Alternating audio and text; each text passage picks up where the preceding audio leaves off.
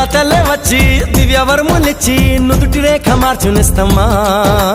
మమత రంగరించి మంచి పోత పోసి మంచుకొండ నువ్వేసుమా నువ్వే నా ప్రాణమవ్వగా నీకేనా ప్రాణమివ్వనా